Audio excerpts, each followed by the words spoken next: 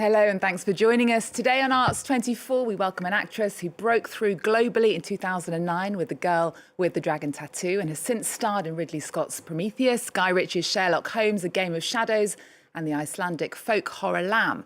She's now taking on one of her most radical transformations yet, Mother Teresa in Mother, Teona Strugar Mitevska's punk rock reframing of the 20th century saint. Noomi Rapace, welcome. Thank you. It's a pleasure to have you. Happy to be here. Now, Mother, it's not a reverential biopic. It's raw, it's provocative, it's deeply intimate. You've played so many psychologically demanding characters over the years, Lisbeth Salander, Daisy Diamond, and the mother in Lamb. Yeah. Why Mother Teresa? Oof. I mean, it was funny when I asked Teona, my wonderful director, I was like, why me? And she was like, because I saw you in Millennium.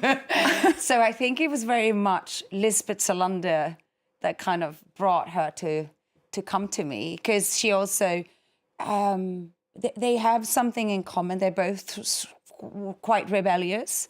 They're very strong. They fight for something.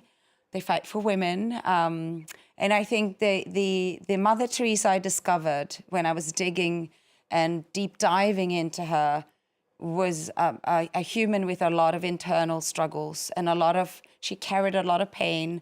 And it was quite surprising to discover how that it was not a straight line for her. You know, she was doubting herself, she was suffocating, suffering, and had a lot of dark periods in her life. She said once, if I will ever become a saint, it will surely be one of darkness. Well, the film focuses on 7 days in 1948 when Mother Teresa was waiting for permission to leave the convent, filled with doubt, ambition and spiritual frustration. Let's take a look at you playing Mother Teresa in Mother. Only a few times sisters were allowed to leave and start their own order. Who will replace you? Sister Agnieszka. Good morning, Mother! You will inspire thousands of others to save millions and millions of lives. The letter arrived. Thank you. I will also have to leave. There is no reason for you to leave. I'm pregnant. I fell in love. Love? What do you know about love? Now, Noomi, you are often described as badass. It's not a new word for you. It's ever since Lisbeth Salander, and then in characters like the astronaut in Constellation or the scientist in Prometheus who performs surgery on herself, then carries on fighting. Your Mother Teresa, she's incredibly strong. She's uncompromising. Do you seek out these characters or do they find you? Well, I think they find me. But I'm drawn to characters that has sort of a complexion, an internal battle, that are struggling, that it's not sort of... I find it more interesting to be in the shadows and the cracks, the human cracks, sort of. And we all have it, you know? It's not easy to be a human. And you prepared for this role for something like 6 months, but you were simultaneously working on 2 other films, The End of It and Hotspot. The End of It was after. Okay. Yeah. Hotspot is a crazy project. I saw it in LA a couple of weeks ago. I'm really proud of it too. And these were 3 female directors. Yes. So you filmed last year with 3 female directors. Surely that must be quite a unique experience. That's quite rare, isn't it? Yeah, I feel so blessed. And 3 fantastic female filmmakers, but they happens to be females. Like, how often do we say, oh, how is it to work with this amazing male director? Just the fact that we use the term female director, it's like, I think we should pass that now. But we have to, because it's still very unusual and it's not many out there. We need more female directors, and these 3 are forces of natures, and it was just a blessing being on set with these 3 remarkable directors. Well, your Mother Teresa is a feminist. Let's take a look at a scene showing her frustration with the patriarchy. You can do anything. Me, I'm trapped in here. In this prison, comfortably waiting for the world to change. I'm a woman in a system run by men. Men like you. Men, men, men. Look at these walls, huh? What are these walls for? What are we scared of? Is this an absence of faith, I feel? Yes, maybe. Is that a crime? I wonder, sometimes. Running this convent is not enough anymore. It's tiring and pointless. So we see this very strong Mother Teresa who's also doubting. It doesn't shy away from controversy, though, in the film, including Mother Teresa's opposition to abortion and her long periods of spiritual doubt. Did you and the team talk about how religious communities might react to the film, and have you had any reaction? I'm waiting for them. That was sort of the hardest thing for me to understand with Mother Teresa, her stand on abortion, because most people around me, you know, in the Western world and where I'm from, you know, abortion is, you know, as an absolute sort of, it's a no-brainer. You know, of course, a woman has the right to her own body and her own choice.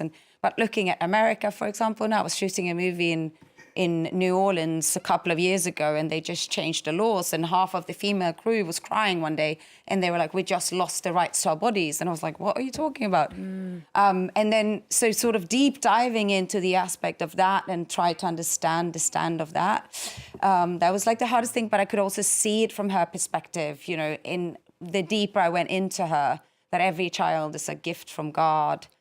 But I mean, religion, she is a fanatic in many ways, and she is, and what I was drawn to in this project is that we are exploring her doubt and that she goes too far.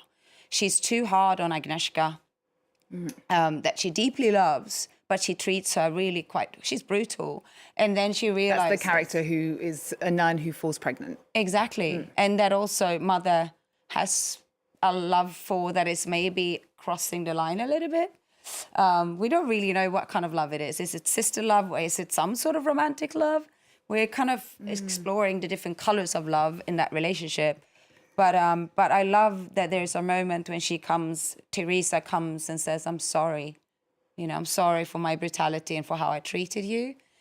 And I mean, she's this big sort of boss lady. She's a CEO for a huge, you know, organization.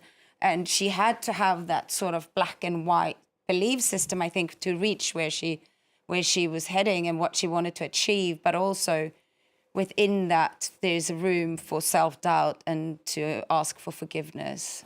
We are coming to the end of the show, but I want to quickly ask you about filming in Calcutta, because you actually filmed on the streets where Mother Teresa walked back in 1948. Yes. What was that like? Oh, it was incredible, very brutal. It was intense. We shot nights, we shot in the slums. And to be honest, like, I was really shocked by the poverty. Like, obviously I knew, but it hasn't changed much. And then coming back to London, to my house, and just like the contrast and the life we're living here, it's so far from the reality for so many people.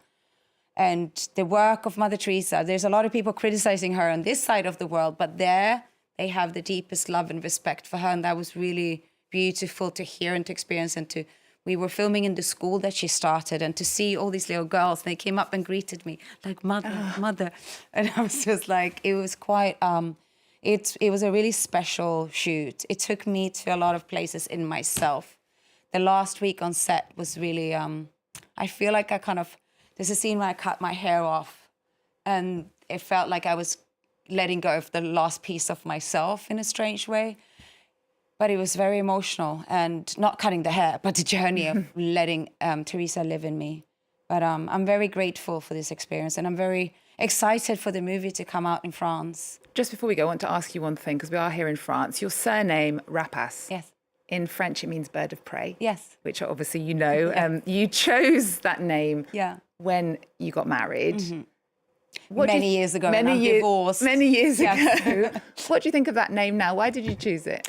Well, I always been very sort of drawn to those birds, those big birds. They're monogamous. They're very protective of their own. Like, they're beautiful. They're powerful. And I was young and, you know, really romantic. And then, you know, when I divorced, I was like, oh, what am I going to do with the name? You know, kind of felt a bit. But then my son said one morning when I was shooting Prometheus, we're sitting in this house in Hammersmith in London. My son is eating his cereals and he's like, Mommy, do you know that I'm the firstborn Rapace in the world? And I was like, wow, yeah. Because there's no others with that surname. No, I don't think so, because it's not really a name, is it? But, and then it all made sense, you know. I kind of wanted to start my own, sort of like a chapter and take ownership sort of over my name. And my son is very proud over the name, and he's the firstborn Rapace, and I think he was the reason. It's beautiful. And we're going to play out now with Lily Allen's new album, West End Girl. I know that you're a fan of it. You were at the launch party. Why do you think it's resonating so much with people? Because it's honest. It's very brave. It's directly from her. She recorded it in 2 weeks. It was really, it's unpolished, it's direct, it's an urgency. And also, you know, she tells her story about a very painful and horrible sort of breakup and discovery that the person you thought was something else maybe. And I think a lot of people can relate to that. And it's just an amazing piece of art. The album is incredible. I've been listening to it like a lot and like singing along and like forcing my friends to listen to that. Listen to this. Do you listen to this frame? Like right here, this piece of the lyrics. So I think it's really, she's an amazing artist. It resonated with so many women all over Yes. the world, didn't it? Noomi Rapace, thank you so much for joining us. It's been a pleasure to have you on the show. We're going to leave you then with West End Girl. Mother is in cinemas in France from December the 3rd. Thank you for watching. See you next time. And now we're all here. We've moved to New York. We found a nice little rental near a sweet little school. Now I'm looking at houses with 4 or 5 floors. And you found us a brownstone, said you want it, it's yours. So we went ahead and we bought it. Found ourselves a good mortgage. Then we couldn't go sorted. All the furniture ordered. I could never afford this. You were pushing it forward. Made me feel a bit